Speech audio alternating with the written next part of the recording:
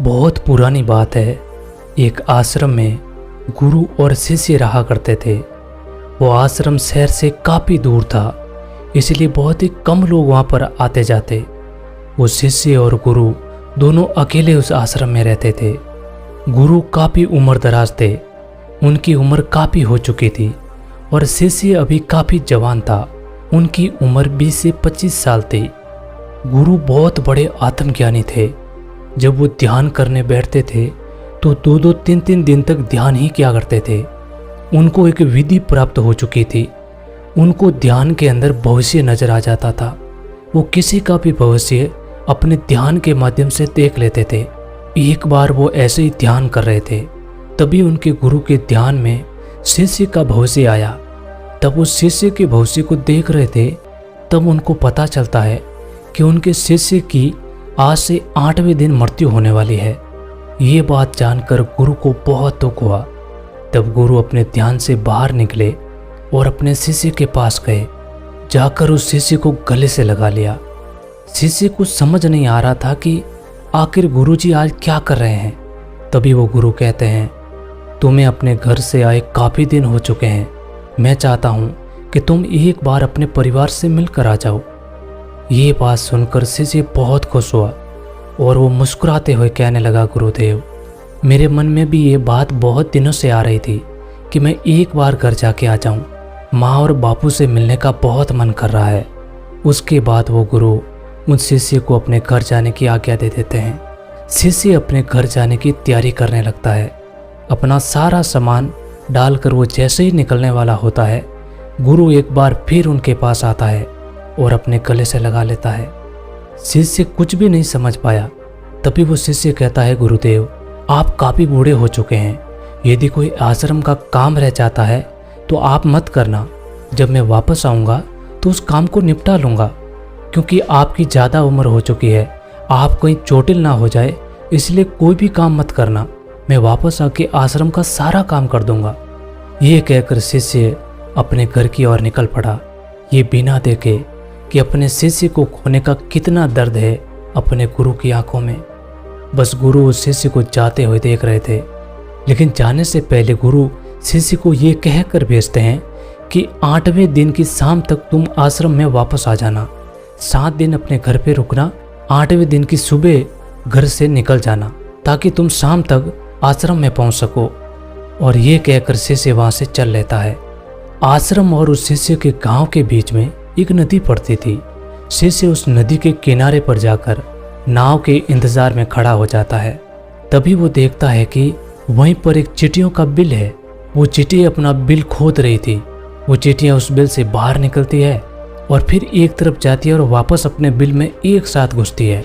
ये देखकर शिष्य को बड़ा मजा आ रहा था। उसको बड़ा आनंद आया उसको देखकर कि चींटियां कैसे अपने घर को बनाती है। तभी उस शिष्य की नज़र नदी के पानी पर पड़ती है, जो कि पानी धीरे धीरे बढ़ रहा था। यदि नदी का पानी ज़्यादा बढ़ गया तो चींटियां सारी मारी जाएगी। उसके बाद शिष्य अपने सामान को एक तरफ रखता है और चींटियों के लिए एक घर बनाना शुरू करता है। वो चींटियों के बिल के आसपास कलात्मक रूप से एक ऐसा ढांचा खड़ा कर देता है जिससे कि यदि पानी बढ़ भी जाता है तो चींटियों को कोई भी नुकसान नहीं पहुंचता। और उसी घर में एक छोटा सा छेद रख देता है ताकि यदि पानी उसके अंदर घुस जाए तो वापस वो नदी के तरफ निकल सके। ये करने के बाद शिष्य अपने मन में बड़ा आनंदित महसूस करता है।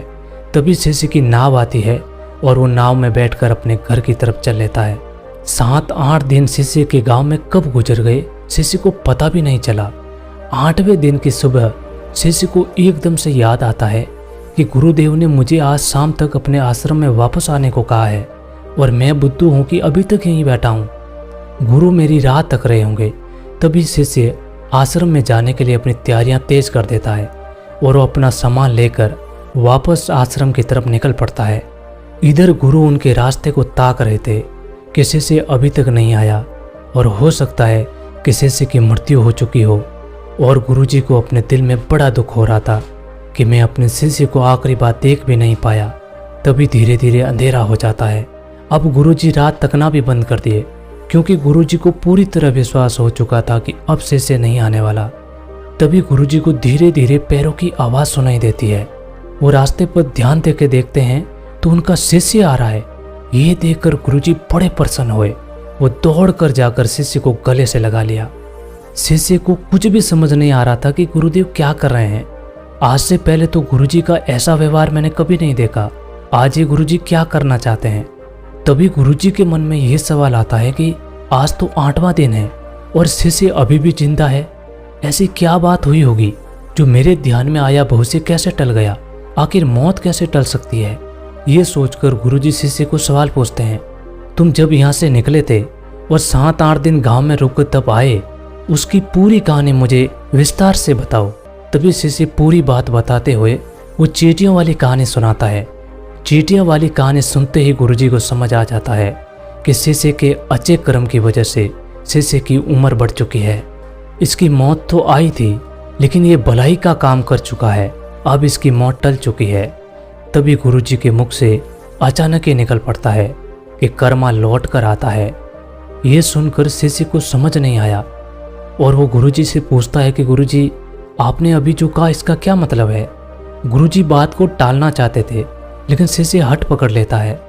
तब गुरुजी अपने ध्यान में आई सारी बातें शिष्य को बताता है। ये सब सुनने के बाद शिष्य जिज्ञासु मन से पूछता है कि गुरुदेव, आपने मुझे ये बात क्यों नहीं बताई।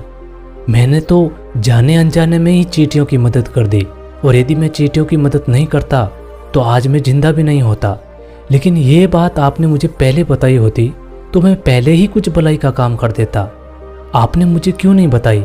ये सुनने के बाद गुरुदेव कहते हैं, यही तो बात है जो हमें समझनी होती है। उसके बाद हम कहते हैं कि कर्मा काम नहीं करता। कर्मा इसीलिए काम नहीं करता कि हम कर्मा को समझ नहीं पाते हैं। तुमने चींटियों की मदद की, तुमने अच्छे काम किए, लेकिन तुम्हारे मन में उसका लोभ नहीं आया, इसीलिए ये सच्चा कर्म बना और उसका फल तुझे मिला। यदि मैं तुझे बता देता कि तुम्हारी मौत आने वाली है और तुम एक अच्छा काम करो, तो उसका फल हमें नहीं मिलता, क्योंकि उसके पीछे हमारा लालच जुड़ जाता। और जिस कर्म के पीछे हमारा लालच होता है वो कर्मा कभी भी काम नहीं करता है और ना ही उनका फल हमें मिलता है। दोस्तों, ये हम भी करते रहते हैं। हम भी भलाई का काम करते हैं, दान पुण्य करते हैं, लेकिन उनके पीछे कहीं ना कहीं हमारा लालच छुपा होता है और इसी वजह से हमें उस कर्म का पूरा फल नहीं मिल पाता है। श्री कृष्ण ने कहा है कि कर्म करो, फल की इच्छा मत करो। इसका मतलब यही है कि भलाई करते जाओ। यदि तुम फल की इच्छा करोगे तो उसके पीछे तुम्हारा लोभ जुड़ जाएगा, और लालच और लोभ जुड़ जाता है तो वो कर्म नहीं होते। असली कर्म वही होते हैं जिसको कर दो और उसके बारे में सोचो मत, उसका फल आपको अवश्य मिलेगा। जैसे कि उस शिष्य ने किया, क्योंकि उसे नहीं पता था चींटियों की मदद करके मैं अपनी उम्र बढ़ा दूं। एक भलाई का काम देख कर किया ताकि वो इतनी सारी चींटियों की जान बचा सके, और वही कर्म उसकी जिंदगी को बड़ा बना दिया। हमें भी यदि अच्छे कर्म करने हैं तो कर्म कर दो, फल की इच्छा मत करो। और यदि हम लालच को, लोभ को आगे रख के पुण्य या दान करते हैं तो उनका फल हमें नहीं मिलता है। आपने बहुत सारे लोगों को देखा होगा जो दान पुण्य तो करते हैं, लेकिन उनके पीछे उनका स्वार्थ होता है, कहीं ना कहीं उनका लालच जुड़ा होता है। इसीलिए उन लोगों को उनका फल नहीं मिल पाता है और बाद में कहते हैं कि दान पुण्य तो बेकार चीज़ है, इसका कोई फल नहीं मिलता है, कर्म तो मिथ्या है। उन पर हम विश्वास भी नहीं करते और इनके ऊपर हमारा विश्वास टूट जाता है। लेकिन कर्मों का फल कभी भी नहीं टलता। यदि आप निर्मल मन से, साफ मन से किसी की मदद करते हो तो कहीं ना कहीं उसका फल आपको जरूर मिलता है। हाँ, बस आपको उसका पता नहीं रहता कि किस पुण्य या किस अच्छे कर्म का फल हमें मिला, क्योंकि हमारी जिंदगी में अच्छे और बुरे दोनों कार्य होते रहते हैं। हमें हानि भी पहुंचती है, हमें लाभ भी पहुंचता है, इसीलिए हमें कर्मों का पता नहीं चलता। हमारे हाथों से कहीं बुरे कर्म हो रखे होते हैं, इसीलिए हमें उसका फल बुरा मिलता है। कहीं पर अच्छे कर्म किए होते हैं, उसी का हमें अच्छा फल मिलता है। और वो कब मिलता है, कैसे मिलता है, ये सब कर्मों पर ही आधारित होता है कि हमारे कर्म कैसे हैं। तो दोस्तों, अच्छे कर्म करते रहिए, उनका फल कहीं ना कहीं आपको जरूर मिलेगा। उम्मीद है ये कहानी आपको पसंद आई होगी, और यदि ये कहानी आपको पसंद आई हो तो वीडियो को लाइक और चैनल को सब्सक्राइब जरूर करना, क्योंकि हम ऐसे ही कहानियाँ आपके लिए लाते रहेंगे और आपके ज्ञान को बढ़ाते जाएंगे। मिलते हैं अगली वीडियो में, तब तक अपना ख्याल रखना।